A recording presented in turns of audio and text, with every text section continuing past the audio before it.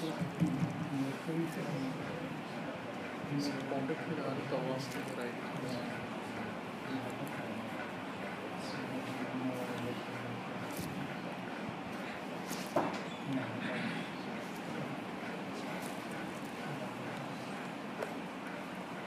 علیکم ورحمۃ اللہ وبرکاتہ۔ ان الحمد للہ نحمده ونستعینه ونؤمن به ونتوکل علیہ ونعوذ باللہ من شرور انفسنا ومن سیئات اعمالنا من يهده الله فلا مضل له ومن يضلله فلا هادي له واشهد ان لا اله الا الله وحده لا شريك له واشهد ان محمدا عبده ورسوله اما بعد اعوذ باللہ من الشیطان الرجیم بسم اللہ الرحمن الرحیم یا ایہا الذین آمنوا اتقوا اللہ حق تقاتہ ولا تموتن الا وانتم مسلمون یا ایہا الناس اتقوا ربکم الذی خلقکم من نفس واحدہ وخلق منها زوجها وبث منهما رجالا كثيرا ونساء واتقوا الله الذي تساءلون به والأرحام إن الله كان عليكم رقيبا يا أيها الذين آمنوا اتقوا الله وقولوا قولا سديدا يصلح لكم أعمالكم ويغفر لكم ذنوبكم ومن يطع الله ورسوله فقد فاز فوزا عظيما قال الله تبارك وتعالى وَلَقَدْ بَعَثْنَا فِي كُلِّ أُمَّةٍ رَسُولًا أَنِ اعْبُدُوا اللَّهَ وَاجْتَنِبُوا الطَّاغُوتَ وقال تعالى إِنَّ اللَّهَ لَا يَغْفِرُ أَن يُشْرَكَ بِهِ وَيَغْفِرُ مَا دُونَ ذَلِكَ لِمَن يَشَاءُ وقال الله سبحانه وتعالى وَمَن يُشْرِكْ بِاللَّهِ فَقَدْ حَرَّمَ اللَّهُ عَلَيْهِ الْجَنَّةَ وَمَأْوَاهُ النَّارُ وَمَا لِلظَّالِمِينَ مِنْ أَنصَارٍ وفي الحديث قال رسول الله صلى الله عليه وسلم من مات وهو يعلم أنه لا إله إلا الله دخل الجنة متفق عليه أو كما قال رسول الله صلى الله عليه وسلم۔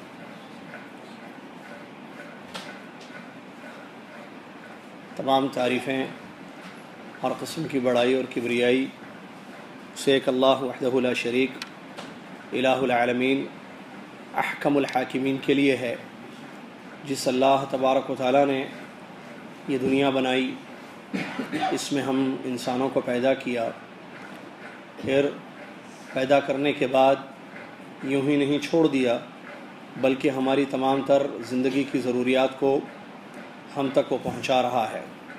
آسمان سے ہمارے لیے بارشیں ہوتی ہیں اور زمین سے غلہ یا اناج ہمارے لیے نکالا جاتا ہے، رات ہمارے لیے آتی ہے، دن ہمارے لیے روشن ہوتا ہے۔ الغرض یہ کہ زندہ بھی کیا اور زندگی کی تمام ضروریات کو ہم تک وہ پہنچا رہا ہے۔ پھر ہماری ہدایت کے لیے آسمان سے اپنی کتابوں کا نزول فرمایا اور ہر قوم و ملت میں اپنے رسولوں کی بعثت فرمائی تاکہ زندگی کا مقصد ان کو پتہ ہو سکے اور انہیں معلوم ہو کہ ان کا رب، ان کا خالق ان سے کیا چاہتا ہے۔ سبحان اللہ ما عظم شأنہ، سبحان اللہ وبحمدہ، سبحان اللہ العظیم۔ اس کے بعد صلاۃ و سلام ہوں انگنت بے شمار لامحدود، بالخصوص جمعہ کی اس شب پیارے نبی محمد الرسول اللہ صلی اللہ علیہ وسلم کی ذات گرامی پر کہ جن کو اللہ تبارک و تعالیٰ نے توحید کا داعی، شرک کا ماحی بنا کر مبعوث فرمایا۔ اللہم صلی علی محمد وعلی آل محمد كما صليت على إبراهيم وعلى آل إبراهيم إنك حميد مجيد اللهم بارك على محمد وعلى آل محمد كما باركت على إبراهيم وعلى آل إبراهيم إنك حميد مجيد۔ اس حمد و صلاۃ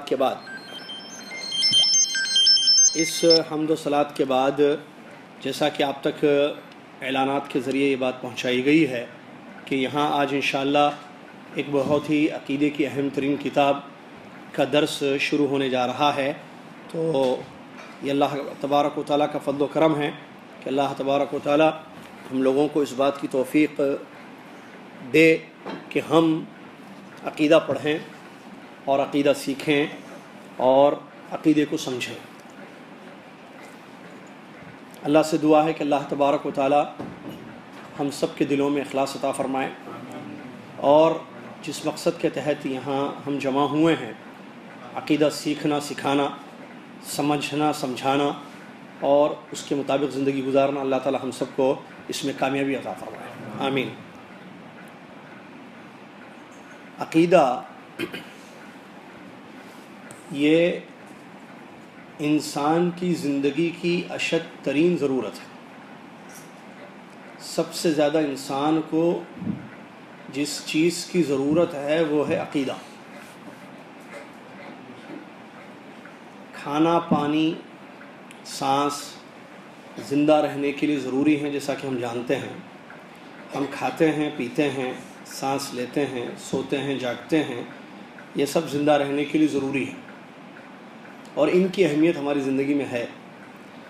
اسی لیے رزق کے لیے، رزق حاصل کرنے کے لیے، کھانے کے لیے، اچھا کھانے کے لیے، اچھا پینے کے لیے انسان بڑی جد و جہد، بڑی کد و کاوشیں کرتا ہے، اپنے وطن کو ترک کرتا ہے، اپنی بیوی بچوں کو چھوڑتا ہے، باہر کی صعوبتوں کو برداشت کرتا ہے، مختلف قسم کے علاقوں کی طرف اس کا رخ ہوتا ہے، اور بہت ساری پریشانیوں کو وہ جھیلتا ہے، صرف اس لیے کہ وہ اپنا پیٹ بھرے اور اپنی بیوی بچوں کا پیٹ بھرے۔ یہ بات ہم سب پر مخفی نہیں ہے، ہم بخوبی اس چیز کو جانتے ہیں کہ ہم پیٹ کے لیے کیا کرتے ہیں، رزق کے لیے انسان کتنی کوششیں کرتا ہے، اور کیا کیا دنیا میں رزق حاصل کرنے کے لیے کیا جاتا ہے۔ یہ بات سب کو معلوم ہے، کیوں؟ کیونکہ رزق کی اہمیت ہے زندگی میں۔ بھائی کھائیں گے نہیں تو جئیں گے کیسے؟ زندہ رہنے کے لیے کھانا ضروری ہے، ایک عام الفاظ میں جو ہے لوگ میں کھاؤں، میری بیوی بچے کھائیں، اسی لیے اس چیز کے لیے انسان بہت محنت کرتا ہے۔ تو آپ کو میں بتاؤں، سلف صالحین رحمہم اللہ نے اس بات کو بیان کیا ہے، جن میں سے علامہ ابن قیم رحمۃ اللہ علیہ ہیں، انسان کو عقیدے کی، علم کی، کھانا پینا، سانس لینے سے زیادہ ضروری ہے، ضرورت ہے۔ کھانے سے زیادہ عقیدہ ضروری ہے، پینے سے زیادہ عقیدہ ضروری ہے۔ کیوں؟ اس لیے کہ کھانا بند ہو جائے گا، پینا بند ہو جائے گا، سانس بند ہو جائے گی تو زندگی ختم ہو جائے گی۔ کھانا پینا بند ہو جائے گا، آدمی نہ کھائے، نہ پیے، نہ سانس لے تو کیا ہوگا؟ مر جائے گا آدمی، موت آ جائے گی۔ لیکن اگر علم عقیدے کا یا صحیح عقیدہ نہیں سیکھے گا تو جہنم میں جائے گا، اور جہنم کی موت بہت خطرناک ہے، یا جہنم کی زندگی، وہاں موت کی تمنا کرے گا، موت نہیں آئے گی۔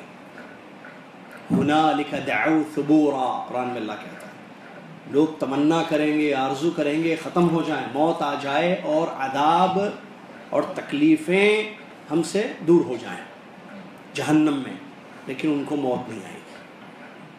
وہ بار بار مرنے کی آرزو کریں گے جہنم میں، تاکہ عذاب سے بچ جائیں، تکلیفوں سے اپنے آپ کو نجات دیں، لیکن موت ان کا پیچھا نہیں چھوڑے گی، موت نہیں آئے گی ان کو۔ وہ جلیں گے، عذابوں میں رہیں گے، ختم ہوں گے دوبارہ۔ قرآن نے عجیب نقشہ کھینچا ہے جہنم کا۔ یہ جلد، سکن جو ہماری باڈی پر ہے، جب اس پر آگ لگتی ہے تو یہ سکن جل جاتی ہے۔ جہنم کی آگ اس سکن کو، ہماری جلدوں کو، باڈیوں کو، اللہ تعالیٰ ہم سب کو محفوظ رکھے، آمین، اس کو ختم کر دے گی۔ آدمی جل جائے گا، آٹومیٹکلی دوسری سکن چڑھ جائے گی، پھر اس پر عذاب ہوگا۔ یہ سکن ختم ہو جائے گی، جل جائے گی تو کیا ہوگا؟ ختم ہو جائے گا آدمی؟ نہیں، اس کو دوبارہ زندہ کیا جائے گا، اس سکن کو دوبارہ ٹھیک کیا جائے گا تاکہ اس پر پھر عذاب ہو۔ اب وہ عذاب ہوگا، پھر وہ تڑپے گا، پھر وہ پریشان ہوگا، پھر یہ سکن جل جائے گی، ختم ہوگی، پھر اگین دوبارہ جو ہے اور ایک سکن، نئی جلد اس کے جسم پر چڑھا دی جائے گی۔ کیسی کیسی باتیں قرآن میں جہنم کے متعلق ہیں۔ اس جہنم سے بچانے والی چیز اگر کوئی ہے تو وہ ہے عقیدہ، توحید۔ اب اس کی امپورٹنس کتنی زیادہ ہونی چاہیے زندگی میں، آپ اندازہ لگائیں۔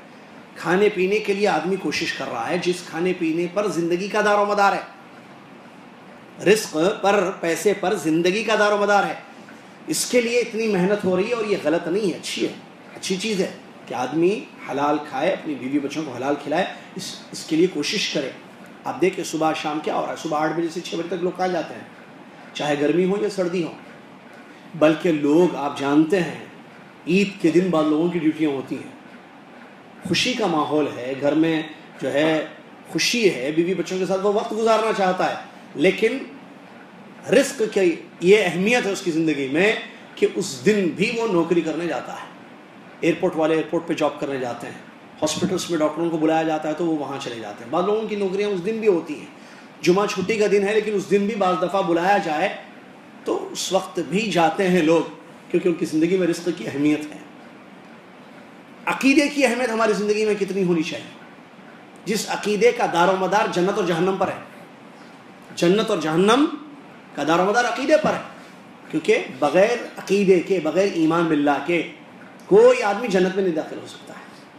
جنت کی چابی ہے عقیدہ, قول لا الہ الا اللہ.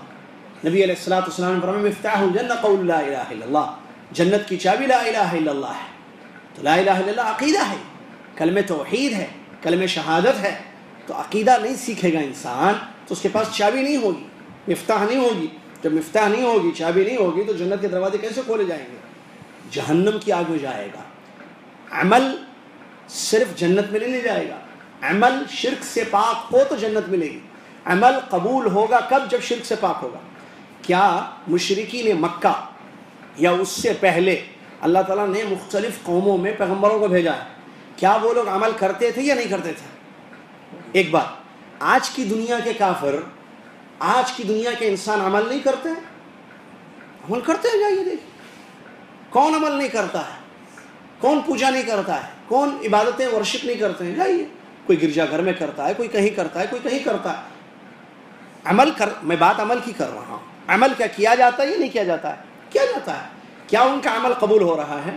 اچھا, وہ بھی عمل کس لیے کر رہے ہیں؟ اوپر والے کو, اپنے پیدا کرنے والے کو خوش کرنے کے لیے, راضی کر رہے ہیں. یعنی عمل دنیا میں ہوا بھی ہے, ہو رہا ہے, اور قیامت تک ہوگا. یہ بات یاد رکھنا. ماضی میں بھی عمل ہوا. اگر ہم پوری تاریخ اٹھا کے دیکھیں, قوم نوح کیا عمل نہیں کرتی تھی؟ قوم صالح, قوم سمود, قوم شعیب, قوم ابراہیم, قوم موسیٰ, بنی اسرائیل, فرعون کی قوم کیا عمل نہیں کرتے تھے؟ عمل سبھوں نے کیا ہے, عمل سب کرتے ہیں, لیکن عمل اگر شرک پر ڈیپینڈ ہوگا تو وہ قبول نہیں ہوگا. ان کا مسئلہ کیا تھا پچھلی اقوام کا؟ وہ عمل کرتے تھے, ان کا عمل شرک پر منحصر تھا. ان کے عمل میں توحید نہیں تھی, خالص اللہ کے لیے عمل نہیں کیا گیا. شرک پر عمل ہوا ہے تو اللہ تعالیٰ نے ان کے اعمال کو برباد کر دیا. ایمان سے ان کا عمل خالی تھا, عقیدے سے ان کا عمل خالی تھا. عقیدے کی اہمیت کا اندازہ لگائیں, کیونکہ ہم کتاب پڑھ رہے ہیں عقیدے کی, اس کی اہمیت ہمیں معلوم ہونی چاہیے. جو کتاب ہم شروع کرنے جا رہے ہیں وہ عقیدے کی ایک بہت بڑی کتاب ہے, اور اتنی بڑی کتاب ہے جس کو جامعہ اسلامیہ مدینہ یونیورسٹی, جو دنیا کی سب سے معروف ترین یونیورسٹی ہے, جہاں خالص کتاب و سنت کی تعلیم دی جاتی ہے, اور جہاں سے بڑے بڑے علماء نکلے ہیں, اور دنیا کے بہت ساری جگہ, بہت سارے علاقوں میں توحید, کتاب و سنت کی روشنی یا کتاب و سنت کی تعلیمات پھیلائی بھی ہے, پھیلا بھی رہے ہیں آج دنیا, جن کو مدنی علماء کہا جاتا ہے. چینل کے علماء نہیں, جو جامعہ اسلامیہ سے فارغ تحصیل علماء کی میں بات کر رہا ہوں. تو وہاں کے سلیبس میں عقیدے میں جو کتاب رکھی گئی وہ یہی ہے جس کتاب کو یہاں پر ہم شروع کرنے جا رہے ہیں, عقیدہ الطحاویہ. عقیدہ العقیدہ الطحاویہ, امام طحاوی رحمۃ اللہ علیہ, امام ابو جعفر طحاوی رحمۃ اللہ علیہ کی مصنف العقیدہ الطحاویہ, اس کتاب کو یہاں پڑھانے جا رہے ہیں. اور اس کی بھی وجہ کیا ہے پڑھائی جانے کی؟ کیونکہ یہاں پر اللہ کا بہت بڑا فضل ہے. میں کہہ رہا ہوں گا یہ گھر والے جو ہے بڑے خوش نصیب ہیں کہ اس گھر میں عقیدے کی بہت ساری بیسک کتابیں پڑھائی جا چکی ہیں. جیسے شروع میں یہاں پر عقیدے کی تعلیم دی گئی, عام طور پر دروس ہوئے جب کیسٹوں وغیرہ کا دور تھا, آڈیو کیسٹس کا. توحید اور شرک اس نام سے جو ہے یہاں پر دروس ہوئے تھے. اس گھر کی میں بات کر رہا ہوں, اس گھر میں جو جمعرات کا جو درس چل رہا ہے, شروع سے جمعرات کا جو درس چل رہا ہے, پہلے کوئی کتاب نہیں سلیکٹ کی گئی. عام طور پر توحید کس کو کہتے ہیں اس کے بارے میں لیکچرز دیے گئے, شرک کس کو کہتے ہیں اس کے متعلق لیکچرز دیے گئے. اس کے بعد کتابوں کا سلسلہ ہوا, اصول ثلاثہ, کشف الشبہات, کتاب التوحید, یا کتاب التوحید جو محمد بن عبد الوہاب رحمۃ اللہ علیہ کی ہے, یا اس کے علاوہ دیگر شیخ صالح الفوزان وغیرہ کی جو کتاب التوحید ہے اس کو عقیدۃ التوحید جو کتاب کا نام ہے اس کتاب کو, اور اس کے علاوہ اصول الایمان وغیرہ بنیادی ساری کتابیں پڑھائی جا چکی ہیں اس جگہ پر. بلکہ کتاب التوحید کو 2 مرتبہ مکمل ہم نے پڑھایا ہے یہاں پر, 2 مرتبہ. کتاب التوحید ایک بڑی جامع کتاب ہے جو پڑھائی جاتی ہے, جس کے کئی ترجمے ہوئے ہیں, جس سے بہت فائدہ دنیا والوں کو ہوا ہے. محمد بن عبدالوہاب رحمۃ اللہ علیہ کی بڑی جامع مصنف ہے وہ کتاب التوحید، اس پوری کتاب کا A to Z 2 مرتبہ مکمل درس یہاں پر ہو چکا ہے۔ تو ایسی بیسک کتابیں پڑھنے کے بعد اب ہم اگلی اہم ترین کتاب اس کے بعد کی جو پڑھائیں گے آپ لوگوں کو انشاءاللہ، وہ ہے عقیدہ تحاویہ۔ عقیدہ تحاویہ بڑی زبردست جامع کتاب ہے۔ اب اندازہ لگائیں صرف اس کی جامعیت کا، یا اس کتاب کی افادیت کا، کہ سلیبس میں اس کتاب کو اس مدینہ یونیورسٹی میں رکھا گیا ہے۔ اور آپ جانتے ہیں کہ سلیبس میں کون سی کتاب رکھی جاتی ہے؟ سلیبس میں اہم ترین کتاب، مفید کتاب اسٹوڈنٹس کو پڑھانے کے لیے رکھی جاتی ہے، اور وہ بھی جامعہ ہے، یونیورسٹی کی کتاب ہے، کالج میں نہیں، کیونکہ اس سے پہلے عقیدے کی کتابیں وہ طلباء جو وہاں جا کر پڑھتے ہیں یونیورسٹیوں میں، ہم بھی پڑھ چکے ہیں الحمدللہ یہ کتاب وہاں پر، تو وہ طلباء جو پہلے کی کتابیں پڑھ چکے ہیں عقیدے کی، پہلے کی بنیادی کتابیں اپنے اپنے ملکوں میں علماء کرام سے پڑھ چکے ہیں، اس کے بعد اس یونیورسٹی میں اس کتاب کو پڑھایا جاتا ہے، تب اس سے اندازہ آپ لگا سکتے ہیں کہ اس کتاب کی کیا اہمیت ہے۔ تو یہ کتاب چونکہ عقیدے کی کتاب ہے، تو بنیادی طور پر میں نے مناسب سمجھا کہ شروع میں آپ کو عقیدے کے متعلق کچھ ضروری باتیں بتاؤں، تاکہ آپ کو اندازہ ہو کہ آپ جس جگہ بیٹھے ہوئے ہیں، آپ کیوں بیٹھے ہوئے ہیں یہاں پر ایک عقیدے کی کتاب پڑھنے کے لیے۔ تو عقیدے کی اہمیت زندگی میں کیا ہے؟ دنیا کا سب سے اہم درس اگر کوئی ہو سکتا ہے تو عقیدے کا درس ہے۔ درس مختلف قسم کے ہوتے ہیں، درس تفسیر پر بھی درس ہوتا ہے، درس حدیث کا بھی ہوتا ہے، درس سیرت نبوی، سیرت نبویہ، نبی صلی اللہ علیہ وسلم کی سیرت کا، ہسٹری کا بھی ہوتا ہے، درس تاریخ کا بھی ہوتا ہے، تاریخ اسلام کا، درس مصطلح الحدیث کا بھی ہوتا ہے، یا فقہی امور پر مشتمل چیزیں اس کے بھی دروس ہوتے ہیں، جیسے وضو کے احکام، روزوں کے احکام، نماز کے احکام، فقہ کا درس اس کو کہتے ہیں۔ تو درس مختلف قسم کے ہوتے ہیں، عقیدے کا ایک درس ہوتا ہے، سب میں سب سے زیادہ امپورٹنٹ اگر کوئی درس ہے تو وہ ہے عقیدے کا درس، جو جدہ میں ہر جمعرات بعد نماز مغرب آپ کی خدمت میں یہاں پر پیش کیا جاتا ہے، ہو چکا ہے۔ اب ایک نئی کتاب کا درس شروع کیا جا رہا ہے۔ عقیدے کی اہمیت بہت زیادہ ہے، اس کے بغیر نہ انسان کو جنت مل سکتی ہے، اس کے بغیر نہ انسان اپنے آپ کو کامیاب کر سکتا ہے، بلکہ دنیا ہی نہیں ہے بغیر عقیدے کے، بغیر عقیدے کے دنیا۔ میں وہ پوائنٹ بتا کر آگے بڑھاؤں، ساری دنیا والے عمل کر رہے ہیں لیکن ان کا عمل عقیدے سے خالی ہے، ایمان باللہ سے خالی ہے، اس وجہ سے ان کا کوئی عمل اللہ تعالیٰ کے یہاں نہیں پہنچتا ہے، اور نہ اللہ تعالیٰ کوئی عمل ان کا قبول کر رہا ہے۔ کیوں؟ کیونکہ اللہ نے قبولیت کے لیے یہ شرط رکھی ہے کہ ایمان ہونا ضروری ہے، عقیدہ ہونا ضروری ہے۔ جب تک ایمان نہیں ہوگا، عقیدہ نہیں ہوگا، انسان کا کوئی عمل اللہ تعالیٰ کے یہاں قبول نہیں کیا جائے گا۔ ابھی پچھلے دنوں حج ہوا ہے، آپ دیکھیے زمانے جاہلیت سے حج چلا آ رہا ہے، حج کوئی نیا نہیں ہے، یہ حج جو ایک بہت بڑی عبادت ہوئی ہے نا، کیا یہ حج جو ہے مسلمان ہی کر رہے ہیں؟ اس سے پہلے کوئی نہیں کرتے تھے حج؟ کرتے تھے، مشرک بھی کرتے تھے، کافر بھی کرتے تھے۔ ہم جو حج کر رہے ہیں وہ نبی صلی اللہ علیہ وسلم کا حج ہے، اللہ تعالیٰ سے دعا ہے کہ اللہ تعالیٰ ہمارے حج کو قبول فرمائے۔ لیکن آمین، میں بات کر رہا ہوں کہ کیا زمانے جاہلیت میں بھی حج ہوا ہے؟ جی ہاں، حج زمانے جاہلیت میں بھی ہوا ہے، لیکن ان کا حج ایمان اور عقیدے سے خالی تھا، ان کے حج میں عقیدہ نہیں تھا، ایمان نہیں تھا، تو اللہ تبارک و تعالیٰ نے ان کے حج کو قبول نہیں کیا۔ وہ مزدلفہ گئے، وہ مینا گئے، وہ عرفات میں ٹھہرے، انہوں نے طواف کیا، انہوں نے سعی کی، مکہ والوں نے حاجیوں کو ستو پلایا، حاجیوں کی خدمت کی، اس غرض سے کہ یہ اجر و ثواب کا کام ہے، لیکن کیا اجر و ثواب ملا خدمتوں پر؟ نہیں۔ کیوں؟ کیونکہ اللہ نے قرآن میں اس حقیقت کو بیان کیا ہے، وہ لوگ جو اللہ پر ایمان رکھتے ہیں، عقیدہ، ایمان عقیدہ ہے، وہ لوگ جو اللہ پر ایمان رکھتے ہیں، اور وہ لوگ جو ایمان نہیں رکھتے لیکن مسجد کو آباد کرنا چاہتے ہیں، وہاں جو ہے حاجیوں کی خدمت کرتے ہیں، حاجیوں کو پانی پلاتے ہیں۔ اس زمانے میں پانی کی بڑی اہمیت تھی، سقایت الحج، حاجیوں کی خدمت کرنا، حاجیوں کے پانی پلانا، یہ ایمان کا مقابلہ نہیں کر سکتی یہ چیز۔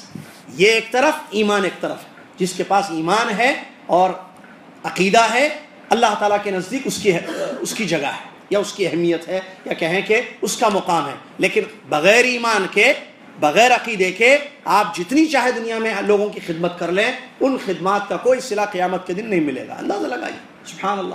یہ ہے عقیدے کی امپورٹنس اور اہمیت، کہ عمل ہی قبول نہیں ہوتا۔ 70 سال لوگ عمل کرتے ہیں، لوگ کتنا عمل کرتے ہیں دنیا میں، دیکھیے کتنا عمل ہو رہا ہے، کتنے عمل میں اپنے آپ کو تھکایا جاتا ہے، لیکن ان کا عمل برباد ہو جائے گا۔ بلکہ اگر ہم قرآن میں پڑھیں تو بہت ساری ایسی آیتیں، ان میں سے ایک آیت میں آپ کے سامنے بتاؤں، سنیے، غور کیجیے آیت پر، اور عقیدے کی امپورٹنس دیکھیے۔ وجوہ یومئذ خاشعہ، پڑھتے ہیں نمازوں میں آپ یہ سورہ اور یہ آیتیں، وجوہ یومئذ خاشعہ عاملہ، وجوہ یومئذ خاشعہ عاملۃ ناصبہ تصلی نارا حامیہ۔ اللہ کہہ رہا ہے کچھ دن قیامت کے دن ڈرے ہوئے ہوں گے، کچھ چہرے قیامت کے دن ڈرے ہوئے ہوں گے۔ وجوہ یومئذ خاشعہ، یومئذ قیامت کا دن، اس دن کچھ چہرے ڈرے ہوئے ہوں گے، عاملہ ناصبہ، عمل کرنے والے تھے وہ اور تھکنے والے تھے۔ چہرے ڈرے ہوئے ہوں گے وہ چہرے جو عمل کرتے تھے اور تھک جاتے تھے۔ تصلی نارا حامیہ، یہ چہرے دہکتی ہوئی آگ میں داخل ہوں گے۔ 3 آیتوں پر غور کیجئے۔ وجوہ یومئذ خاشعہ، چہرے والے کچھ آئیں گے ایسے جو ڈرتے تھے، خاشعہ ڈرنا، عاملہ عمل کرنا، ناصبہ تھک جانا۔ آدمی تھکتا کب ہے؟ ایک تو ڈرنا، ایک تو عمل کرنا، دوسرا تھکنا۔ تھکتا کب ہے؟ عمل زیادہ کرے تو تھکتا ہے یا عمل کم کرے تو تھکتا ہے؟ تو وہ لوگ عمل زیادہ کرتے تھے، ناصبہ تھک جاتے تھے، اپنے آپ کو تھکا دیتے تھے، پڑے رہتے تھے قبروں پر، مزاروں پر، یہ جو بھی بولیے، تھکتے تھے، اتنی عبادتیں کرتے تھے۔ تصلی نارا حامیہ، جو جہنم کی آگ میں جائیں گے۔ تصلی، یہ چہرے کہاں جائیں گے؟ نارا، آگ میں، حامیہ دہکتی ہوئی آگ۔ کیوں؟ ڈرے بھی، عمل بھی کیے، تھک بھی گئے، اس کے باوجود جہنم میں چلے گئے۔ کیوں؟ اس لیے کہ عقیدے سے خالی تھی ان کا زندگی، یا سنت پر عمل نہیں تھا ان کے عمل، سنت کی موافقت نہیں تھی۔ ابن کثیر رحمۃ اللہ نے اس آیت کی تفسیر میں اس کو کوٹ کیا، یہ لوگ عمل کرتے تھے، تھک جاتے تھے عمل کر کر، لیکن ایمان سے خالی ان کی زندگی تھی، اللہ پر ایمان نہیں تھا، عقیدہ نہیں تھا، بغیر عقیدے کے عمل ہوا، یعنی شرک پر مبنی عمل ہوا، توحید پر نہیں ہوا عمل، یا سنت کی مخالفت میں عمل ہوا ہے۔ اس وجہ سے تصلی نارا حامیہ بتایا گیا ہے۔ تو اس سے اندازہ لگائیے عقیدے کی اہمیت کا، کہ عمل کر کر کے تھک جائے آدمی، اس کے باوجود اس کو قیامت کے دن خسارہ ہوگا، نقصان ہوگا۔ کیوں؟ اس لیے کہ اس کی زندگی، اس کے عمل میں عقیدہ نہیں تھا، اخلاص نہیں تھا۔ عقیدے کی اہمیت ہے۔ قرآن کی دوسری آیتوں میں اللہ تبارک و تعالیٰ نے بیان فرمایا، هل انبئکم بالاخسرین اعمالا، دیکھیے وہ ایک عجیب آیت، سبحان اللہ، بالاخسرین اعمالا، هل انبئکم بالاخسرین اعمالا الذین ضل سعیهم فی الحیاۃ الدنیا وهم یحسبون انهم یحسنون صنعا۔ یہ بھی زبردست آیت ہے، ذرا ترجمے پر غور کیجیے اس کے۔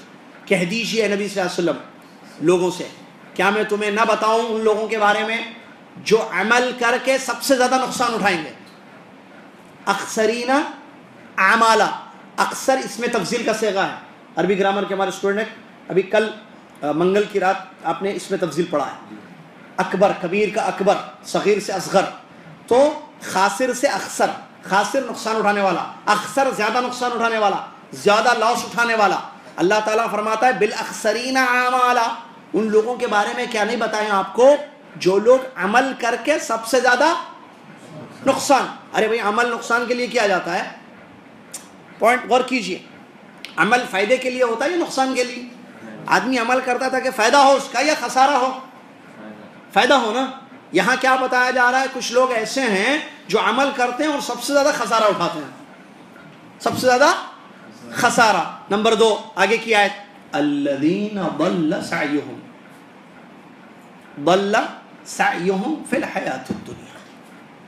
وہ لوگ کون ہیں جو خسارہ زیادہ اٹھائیں گے؟ جو دنیا میں عمل کرے، کوشش کیے، جد و جہد کیے، سب بیکار۔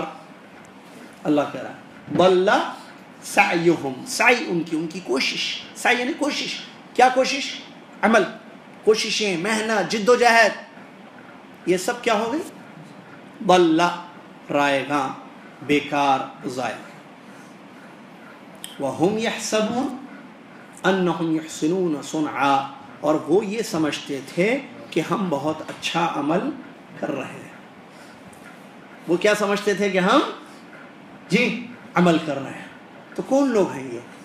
جن کا عمل عقیدے کے خلاف تھا، شرک پر مبنی تھا، توحید نہیں تھی، اخلاص العبودیہ نہیں تھی۔ کوئی آئے ہیں دیکھیے، عقیدے پر ان کا عمل نہیں تھا، تو اللہ تبارک و تعالیٰ ان کی وعید سنا رہا ہے۔ یہ لوگ جو ہے عمل کرتے تھے، اور خسارہ اٹھائیں گے قیامت کے دن. کیوں خسارہ اٹھائیں گے؟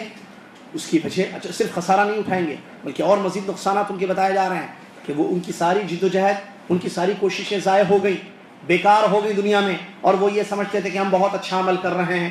وجہ ان کے عمل میں اخلاص نہیں تھا، ان کے عمل میں توحید نہیں تھی. یہ عقیدے کی اتنی امپورٹنٹ ہے کہ اس کے بغیر پورا عمل ضائع ہو جائے گا اور انسان الٹا نقصان اٹھائے گا. اسی لیے عقیدہ ضروری ہے. اسی لیے کہا علامہ ابن قیم رحمۃ اللہ علیہ نے یا دیگر نے جو علم کی طرف اشارہ کیا، اور ان میں سب سے بڑا علم عقیدے کا علم ہے. کھانے پینے سے، سانس لینے سے بھی زیادہ ضروری ہے کہ انسان کو علم ہو، عقیدہ صحیح عقیدہ اس کے پاس ہو. اس لیے کہ کھائے گا تو مرے گا، نہیں کھائے گا تو مرے گا. موت تو آنی ہے، اس سے چھٹکارا کسی کو نہیں ہے، لیکن جہنم سے بچانے والی اگر کوئی چیز ہے تو وہ صحیح عقیدہ ہے. جہنم کی آگ سے اپنے آپ کو بچانے والی کوئی چیز ہے یا ہم بچا سکتے ہیں کسی چیز سے تو وہ ہے صحیح عقیدہ. اور اسی طریقے سے اس کی اہمیت کا اندازہ لگائیے. کب سے دنیا بنی ہے؟ آدم علیہ السلام پہلے بشر، اس کے بعد سلسلہ در سلسلہ آیا، سلسلہ در سلسلہ انسانوں کی پیدائش ہو رہی ہے. آج تک دنیا بنی ہوئی ہے، آج بھی بچے پیدا ہو رہے ہیں، قیامت تک ہوگا یہ سلسلہ. ٹھیک ہے نا؟ اتنی پوری دنیا، پہلے کے دور الگ الگ، طریقے الگ الگ، زندگی گزارنے کا ڈھنگ الگ الگ، زبانیں الگ الگ، کھانا پینا الگ الگ، لیکن اللہ تعالیٰ نے ہر قوم و ملت میں ایک ایک رسول کو بھیجا ہے.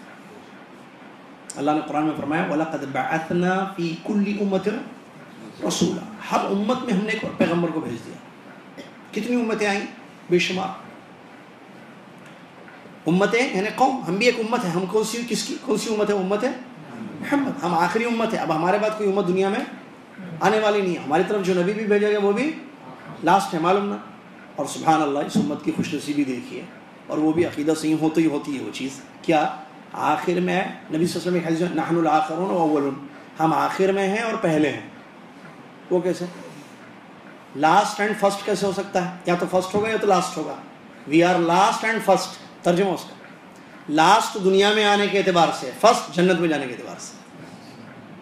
لاسٹ اینڈ فرسٹ ہیں.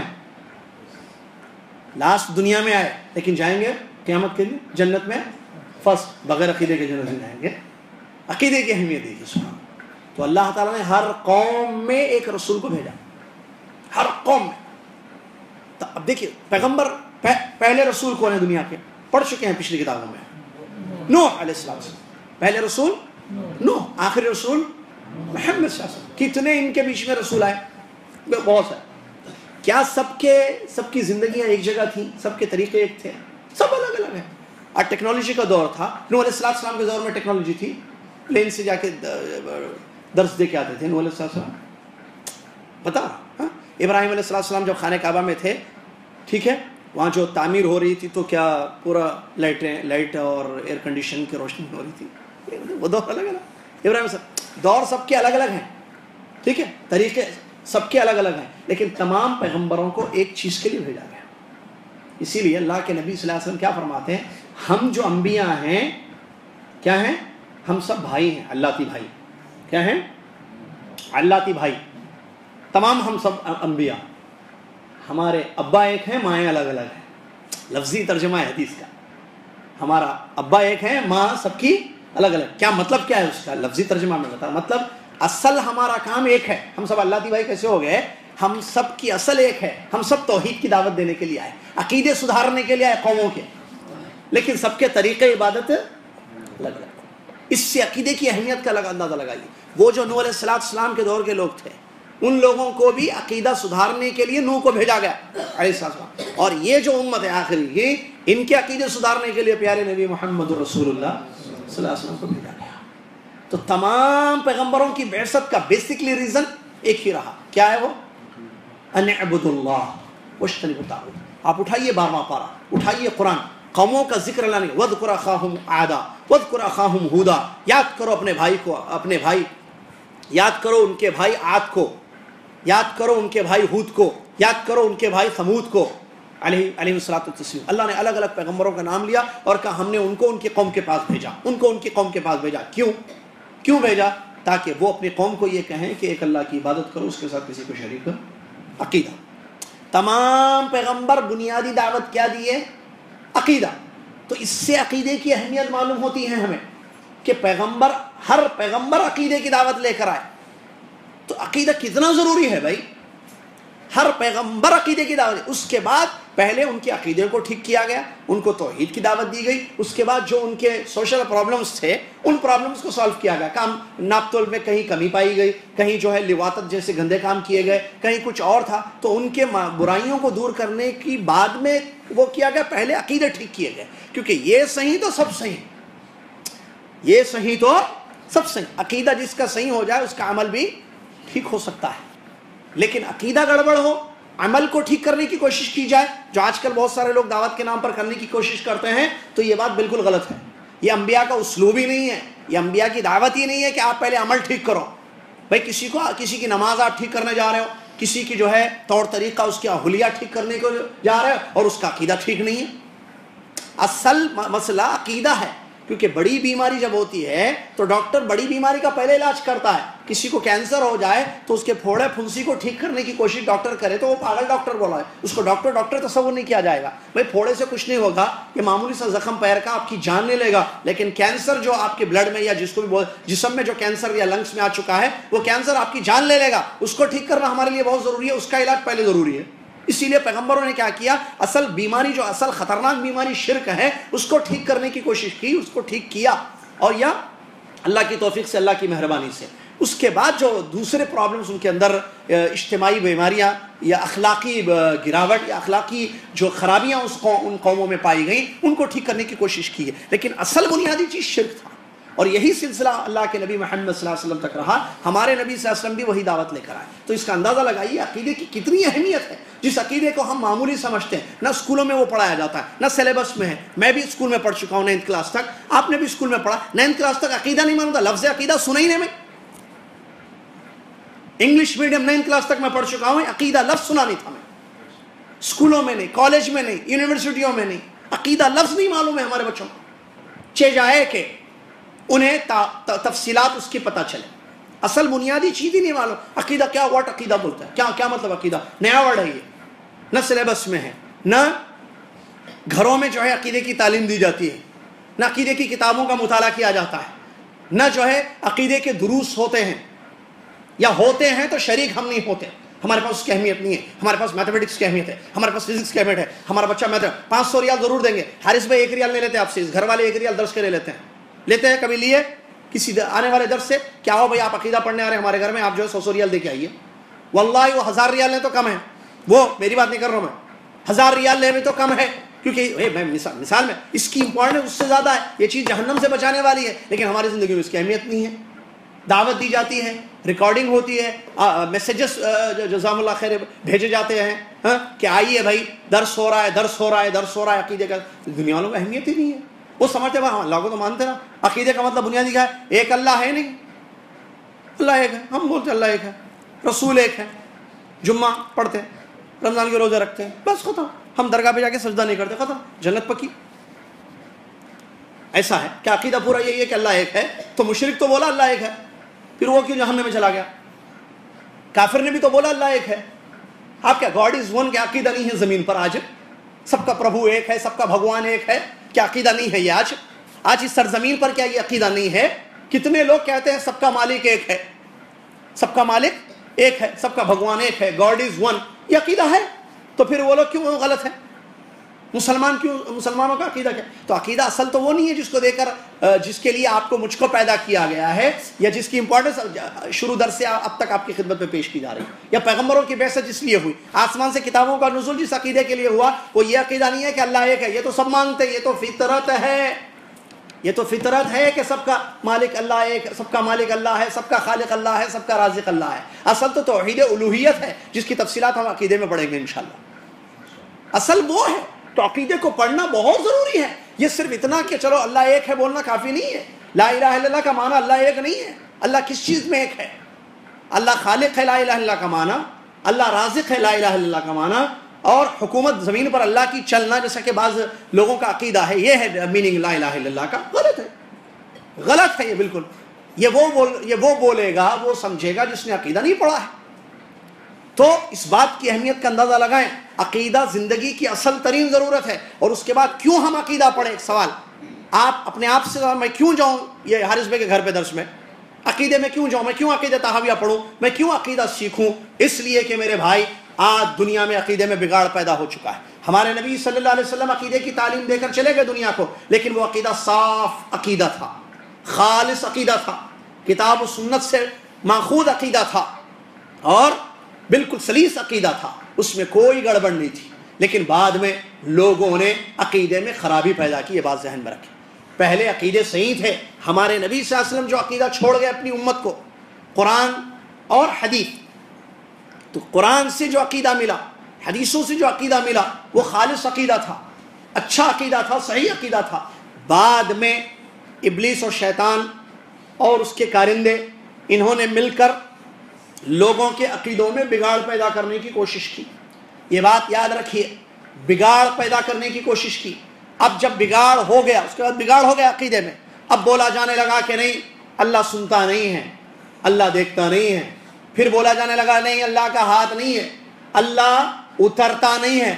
اللہ کی اسماء و صفات پر گفتگو ہوئی، اللہ کے اسماء و صفات پر کلام ہوا، اللہ کے اسماء و صفات کا انکار ہوا یا اس کی تشبیہ پیش کی گئی.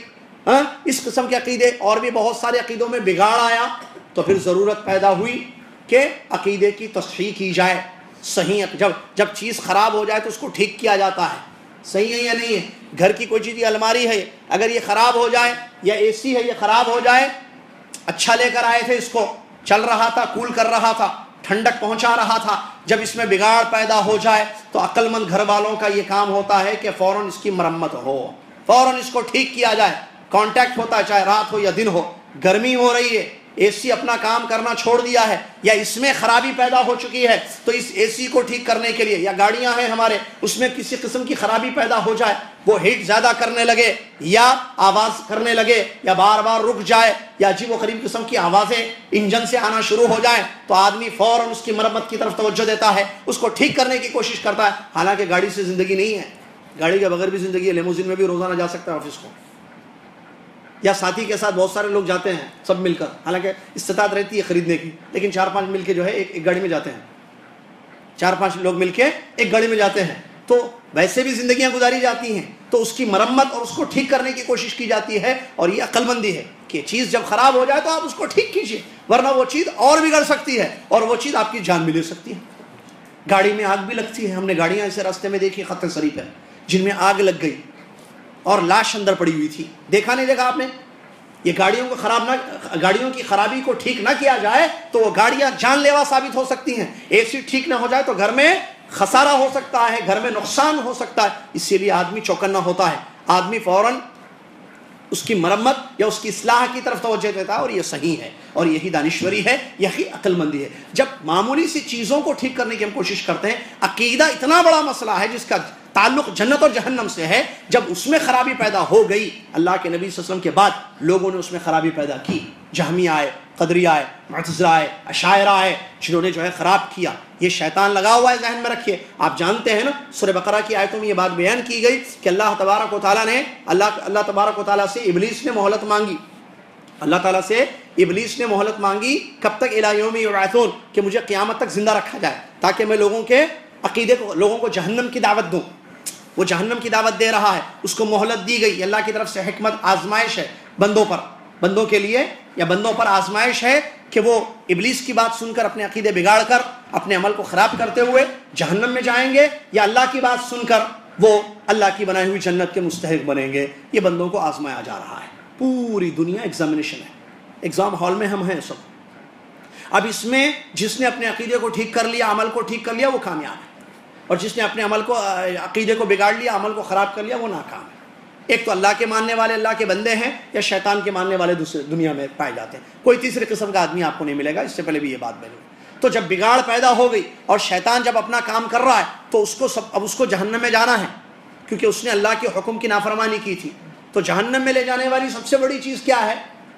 شرک یا عقیدہ. عقیدے کو خراب کر دو، عمل جتنا چاہے اچھا کرے انسان.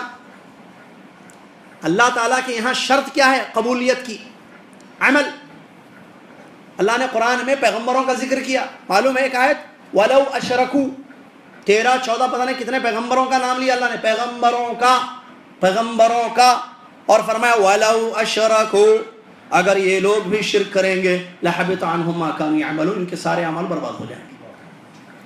یہ آیت ہے، نام لے کر اللہ نے پیغمبروں کا کہا ہے، 1 2 3 4 13 14 15 آیت، اس سے پہلے ذرا چیک کریں تو آپ کو معلوم ہوگا کہ کتنے پیغمبروں کا نام آیا ہے وہاں۔ اس کے بعد یہ آیت آئی ہے وَلَوْ أَشْرَكُوا، اگر یہ لوگ بھی شرک کریں گے، کون؟ پیغمبر سارے، تو اللہ تعالیٰ ان کے بھی اعمال کو برباد کر دے گا۔ اللہ برداشت نہیں کرتا ہے، بلکہ ڈرانے والی آیت ہے قرآن میں۔ ایک آیت اسی بھی ہے قرآن میں امپورٹنس بتانے کے لیے بتا رہا ہوں آپ کو، تاکہ آئندہ جمعرات بھی آئیں، اس کے بعد بھی آئیں اور عقیدہ پورا سیکھ لیں۔ اللہ نے ایک جگہ یہ بات بیان کی ہے، اگر محمد صلی اللہ علیہ وسلم ہمارے بارے میں کچھ بول دیں، وَلَوْ تَقَوَّلَ عَلَيْنَا بَعْضَ الْأَقَاوِيلِ، اور اس سے بھی عقیدے کی اہمیت معلوم ہوتی ہے۔ اللہ اپنے نبی محمد صلی اللہ علیہ وسلم کے بارے میں کہہ رہا ہے کہ اگر یہ ہمارے بارے میں کوئی بات بولیں جو ہم نے نہیں بولی ہے، یعنی اللہ نے نہیں بولی اور رسول یہ کہیں محمد صلی اللہ علیہ وسلم کہ اللہ نے یہ کہا ہے، تو اللہ نے کہا میں دائنے ہاتھ سے ہم ان کو پکڑ لیں گے اور ان کی شہرت کاٹ دیں گے ہم۔ آیت ڈرانے والی دیکھی، سورہ حاقہ کی تقریباً آیت ہے یہ آخری۔ اللہ نے فرمایا اگر محمد صلی اللہ علیہ وسلم ہمارے بارے میں کچھ گڑھ دیں گے، ایسی بات جو ہم نے نہیں کہی ہے، تو ہم ان کو دائنے ہاتھ سے پکڑ لیں گے اور ان کی شہرت کاٹ دیں گے، اور تم میں سے کوئی ان کو بچانے والا بھی نہیں ہوگا۔ کس کے بارے میں یہ آیت؟ ہاں، پھر میں اور آپ کیا؟ یہ عقیدے کے اللہ اپنے نبی مطلب ڈرایا جا رہا ہے کہ یہ مت سمجھنا کہ اس کا یہ مطلب نہیں ہے کہ جو ہے نبی صلی اللہ علیہ وسلم نے کوئی ایسی بات کہی ہو یا کہہ سکتے ہیں، نہیں، یہاں بتانا ہے ہمیں کہ نبی جو کہتے ہیں وہ ہم ان کو کہتے ہیں، کہنے کے لیے کہتے ہیں، ہم نہ بولیں اور وہ کہیں کہ اللہ نے کہا ہے، ایسے نہیں ہو سکتا، اگر ایسے ہوگا تو ہم ان کو کاٹ دیں گے، پکڑ لیں گے، داہنے ہاتھ سے کاٹ دیں گے۔ کیسی کیسی آیت ہے؟ اس کے علاوہ وہ آیت قرآن کی کہ جس آیت میں اللہ نے تمام پیغمبروں کو ڈرایا ہے، دیکھیے اللہ نے فرمایا کہ وَلَقَدْ أُوحِيَ إِلَيْكَ وَإِلَى الَّذِينَ مِن قَبْلِكَ، یہ آیت ذرا ترجمے کے ساتھ سنیے، عقیدہ کیا چیز ہے دیکھیے۔ وَلَقَدْ أُوحِيَ إِلَيْكَ وَإِلَى الَّذِينَ مِن قَبْلِكَ لَئِنْ أَشْرَكْتَ لَيَحْبَطَنَّ عَمَلُكَ وَلَتَكُونَنَّ مِنَ الْخَاسِرِينَ۔ اے نبی صلی اللہ علیہ وسلم، محمد صلی اللہ علیہ وسلم، آپ کی طرف وحی بھیجی جا رہی ہے، جو وحی ہم نے آپ سے پیشتر تمام پیغمبروں کی طرف کی، اگر آپ بھی شرک کرو گے تو آپ کے تمام اعمال کو برباد کر دیا جائے گا، اور آپ بھی ضرور بضرور قیامت کے دن نقصان اٹھانے والوں میں شمار ہو جائیں گے۔ کیا ہے اللہ ڈرتا کسی سے؟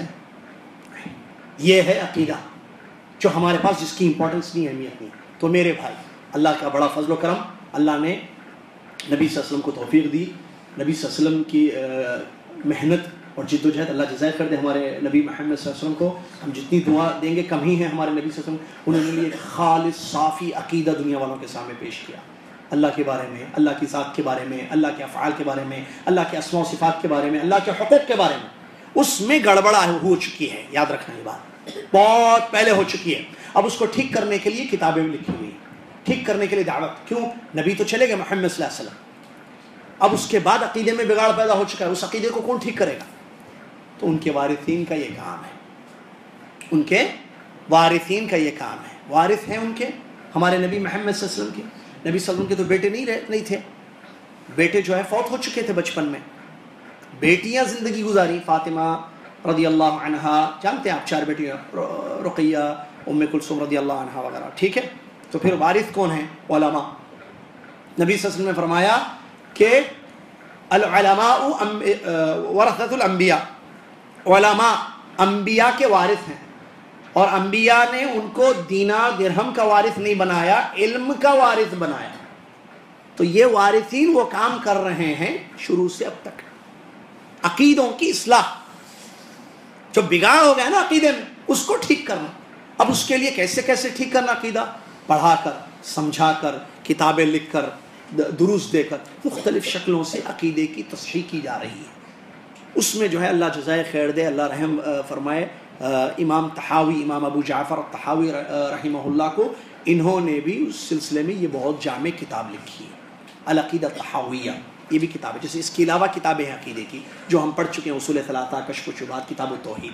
تو ضروری ہے اس بگاڑ کو ٹھیک کرنا تاکہ لوگ جہنم سے اپنے آپ کو بچا سکیں، لوگوں کا عمل اللہ تبارک و تعالیٰ کے یہاں قبول ہو۔ سارا عمل برباد ہو جائے گا سبحان اللہ اگر اس میں عقیدے میں گڑبڑ پیدا ہو جائے گی۔ جیسے سارا دودھ، بھینس کا دودھ اس میں تھوڑی سی گڑبڑ اگر ہو جائے, زہر ملا دیا جائے کچھ قطرے, تو سارا دودھ جو کہ صحت کے لیے اچھی چیز ہے وہ اب جان لے, جو جان بچا سکتا ہے, جان کو اچھی کر سکتا ہے دودھ, لیکن ملاوٹ زہر کی تھوڑی سی ہو جائے تو وہ جان لیوا ثابت ہوتا ہے. آدمی کی جان چلے جاتی ہے اس دودھ پینے سے, صحیح ہے یا نہیں ہے؟ اس سے زیادہ خطرناک ہے شرک کی ملاوٹ اعمال میں, عقیدوں میں. تو آج شرک بہت ہے, اور ہم اور آپ جن ممالک سے تعلق رکھتے ہیں وہاں تو بازار گرم ہے اس کا, صحیح ہے یا نہیں ہے؟ فل اوپنلی علی الاعلان, ڈنکے کی چوٹ پر, جس کو اردو میں کہتے ہیں. شرک ہوتا ہے, شرک کی طرف دعوت دی جاتی ہے, شرک پر کتابیں لکھی گئی ہیں, عقیدے کی بگاڑ جس کو کہیں گا, اس پر کتابیں ہیں, اس پر لیکچرز ہیں, اس پر کانفرنس ہوتی ہیں, اس پر دروس دیے جاتے ہیں. یوٹیوب اٹھائیے یا انٹرنیٹ دیکھیے, بھری پڑی ہے چیزیں اس سلسلے میں. اور اس ماحول میں شرک ہے, لوگوں کی زندگیوں میں شرک ہے. کیسے ٹھیک کریں گے ہم اس کو؟ ٹھیک کرنے کے لیے عقیدہ سیکھنا ضروری ہے. اور ظاہر بات ہے, جمعے کا ایک خطبہ عقیدے پر اگر دیا جائے تو اس آدمی پورا عقیدہ سیکھا. مہینے میں کتنے جمعے ہوتے ہیں؟ 4. جمعے کا خطبہ کتنے گھنٹے کا ہوتا ہے؟ 8-10 گھنٹے کا, 15 منٹ, 20 منٹ, 25 منٹ, آدھا گھنٹہ. آدھے گھنٹے میں عقیدہ سکھا سکتے ہیں؟ نہیں, کتابیں پڑھانا پڑے گا. کہاں پڑھانا؟ اسکولوں میں پڑھانا. اب اسکول ہمارے پاس نہیں ہے. آپ کے لیے جو آپشن ہے وہ بتا رہا ہوں میں. اسکول کہاں ہے؟ اسکول ہیں, عقیدہ کہاں ہے؟ کیونکہ اسکول میں جو سلیبس ہے, بھائی بچہ عقیدہ سیکھے گا کہاں سے؟ یا تو گھر سے سیکھے گا یا تو اسکول سے سیکھے گا. گھر میں امی ابا کو نہیں معلوم عقیدہ, پیرنٹس خود عقیدہ نہیں پڑھے ہوئے ہیں. پیرنٹ ڈاکٹر ہیں, سرجن ہیں, ایم ڈی ہیں, پتہ نہیں کتنے, ایم کام ہیں, سی اے کیے ہوئے ہیں, وائف بھی, ہسبینڈ بھی, بچے, ان کے پیرنٹس بھی ایجوکیٹڈ, جس کو فل ہائی ایجوکیٹڈ فیملی ہے, لیکن عقیدہ نہیں پڑھے. سب پڑھے, عقیدہ نہیں پڑھے. تو کیا ان کے بچے عقیدے ٹھیک کر سکتے ہیں اپنے؟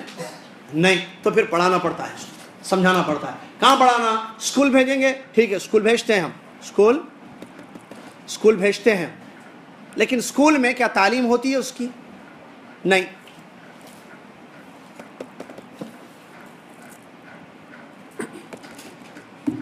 اسکولوں میں چلو اسکول جائیں بھائی, ایسے اسکولس ہوں جہاں پر بنیادی عقیدہ دنیاوی تعلیم کے ساتھ ساتھ پڑھایا جائے. ایسا بھی مسئلہ نہیں ہے آج کل, کیونکہ اسکولس میں سارے سبجیکٹس پڑھائے جاتے ہیں ایکسیپٹ عقیدے کے.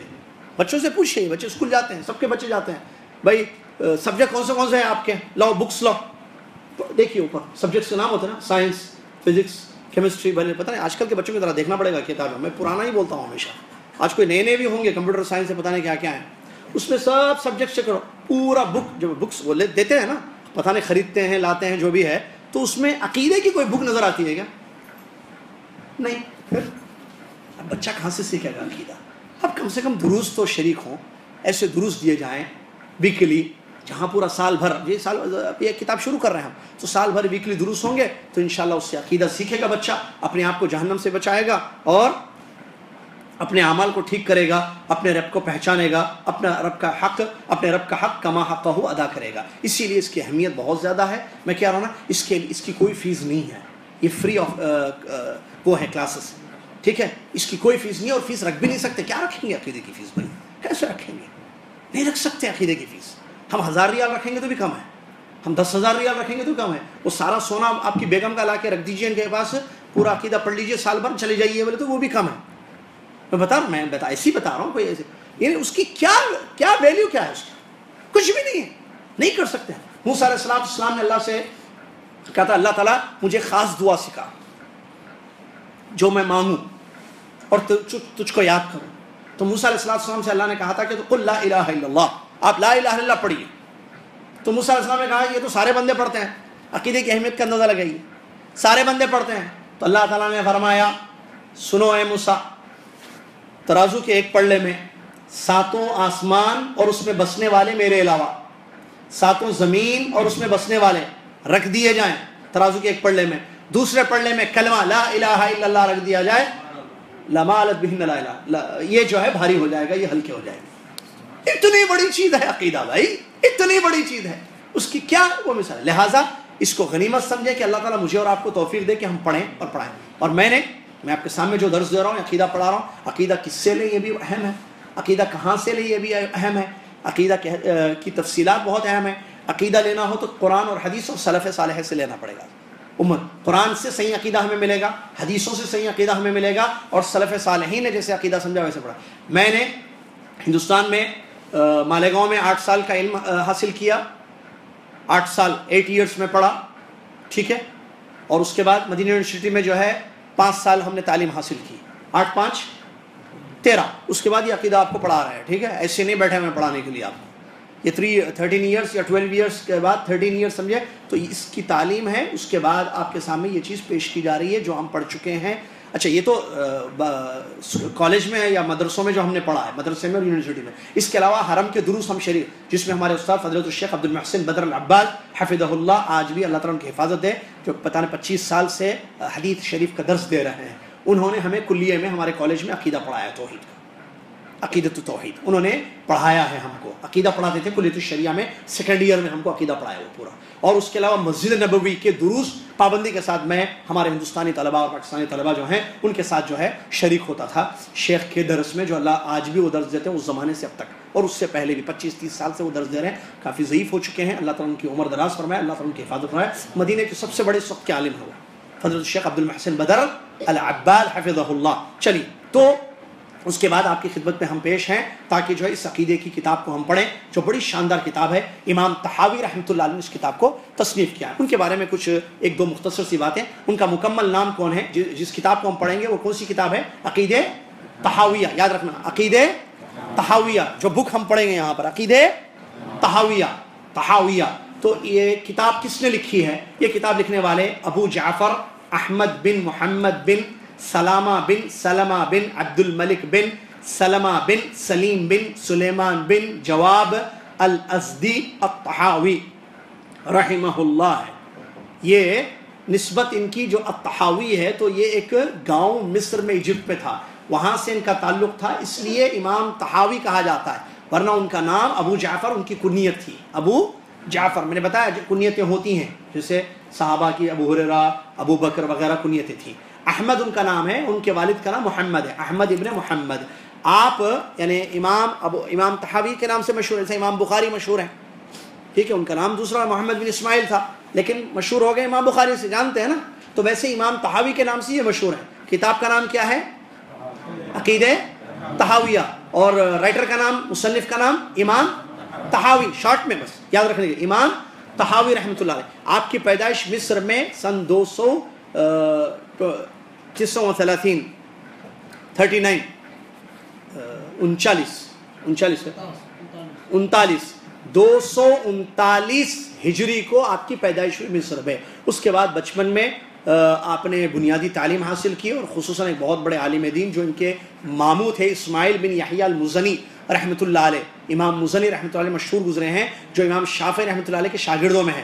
ان سے جو ان کے ماموں ہوتے تھے رشتے میں، ان سے انہوں نے بنیادی تعلیم حاصل کی، اور اس کے بعد دیگر بڑے بڑے علماء کرام سے انہوں نے وہاں مصر میں تعلیم حاصل کی، جو تقریباً 300 اساتذہ تھے. دیکھیے 300 شیخ، 300 شیوخ تھے، 300 ٹیچرز، ان سے دین کا علم انہوں نے حاصل کیا ہے. سبحان اللہ. امام طحاوی رحمۃ اللہ علیہ نے، اور مصر کے یہ بڑے بڑے علماء میں سے گزرے ہیں، اور ان کی تعریف میں بہت بڑی بڑی باتیں بتائی گئی ہیں الحمدللہ. جیسا کہ امام ابن یونس رحمۃ اللہ علیہ بیان فرماتے ہیں، کان الطحاوی ثقہ ثبت فقیہ عاقل لم یخلف مثلہ.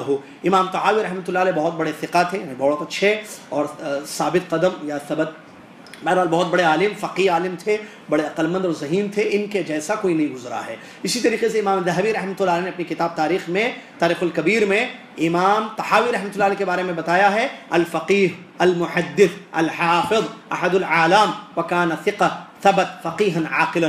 یہ امام ذہبی رحمۃ اللہ علیہ کے الفاظ ہیں ان کے متعلق. امام طحاوی رحمۃ اللہ علیہ فقیہ گزرے ہیں، بہت بڑے محدث گزرے ہیں، حافظ تھے، اور بڑے بڑے علماء میں سے تھے، ثقہ تھے اور فقیہ تھے، اور بہت بڑے عقل مند اور ذہین آدمی تھے. اسی طریقے سے حافظ ابن کثیر رحمۃ اللہ علیہ، جانتے ہیں نا ابن کثیر رحمۃ اللہ علیہ، جو حافظ ابن کثیر ہیں، انہوں نے اپنی کتاب البدایہ والنہایہ میں امام طحاوی رحمۃ اللہ علیہ کے بارے میں بیان کیا کہ وہ بڑے بڑے علماء میں سے، اور علامۃ الدہر جس کو کہتے ہیں، یا جہابذہ جس کو کہتے ہیں، حفاظ حدیث، ایسے علماء میں سے ان کا تعلق تھا. اور ان کی بہت ساری کتابیں ہیں، انہوں نے جو کتابیں لکھی ہیں بہت ساری ہیں. ان میں سے ایک مشہور کتاب العقیدہ طحاویہ ہے، جس کو ہم پڑھنے جا رہے ہیں۔ اس کے علاوہ بھی ان کی کتابیں موجود ہیں، جیسے مشکل الآثار، یا اسی طریقے سے احکام القرآن، المختصر، شرح الجامع الکبیر، شرح الجامع الصغیر، الشروط، النوادر الفقہیہ، الرد علی ابی عبید، الرد علی عیسیٰ ابن ابان، یہ بھی بڑی جلیل القدر کتابیں ان کی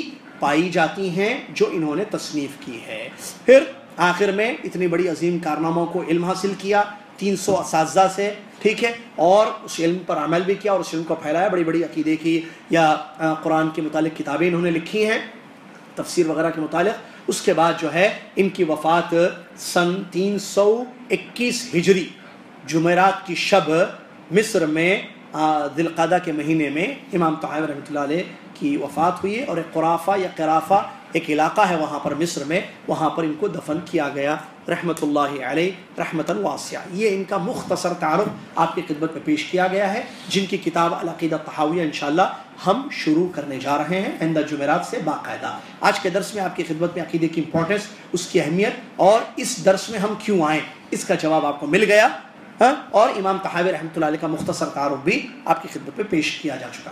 اب آئندہ درس سے انشاءاللہ ہم یہاں پر باقاعدہ اس کتاب کو شروع کرنے جا رہے ہیں، اور اس سلسلے میں ایک بات کا خیال رکھیں، وقت کی پابندی کریں اور ضرور آئیں انشاءاللہ، اپنے اہل و عیال کو لے کر آئیں۔ اور دوسری ایک اہم بات کہ یہاں پر انشاءاللہ اس کتاب کی نوٹس آپ کو دی جائے گی۔ یہ کتاب جو ہے اس کو ہم پرنٹ کریں گے، اور اس میں جو ہے ایک طرف صفحہ ہوگا جس میں کتاب کی عبارت لکھی رہے گی، اور دوسرے صفحے پر جو خالی صفحہ رہے گا، اور تاکہ پوائنٹس آپ لکھیں تو سب کو کتابیں دی جائیں گی انشاءاللہ، یا مذکرہ نوٹس کہیں اسی کتاب میں، ٹھیک ہے، جس میں آپ کو پوائنٹس لکھنے کی ضرورت ہے۔ آپ اپنے ساتھ پین ضرور لے کر آئیں، پین یا پینسل جو بھی ہو آپ اپنے ساتھ ضرور لے کر آئیں، اور انشاءاللہ آئندہ جمعرات آپ کی خدمت میں نوٹس اسی کتاب کی عقیدہ الطحاویہ کی تمام خواتین کو، مردوں کو انشاءاللہ دے دی جائے گی، تاکہ جب ہم پڑھیں آئندہ جمعرات سے تو آپ کے سامنے کتاب ہوگی، نوٹس ہوگی، ٹھیک ہے، ہم اس کو پڑھیں گے، سمجھائیں گے، اور جو جو پوائنٹس آپ کو نوٹ کرنے ہیں وہ پوائنٹس آپ نوٹ کرتے جائیں گے، تاکہ ایک مسودہ، ایک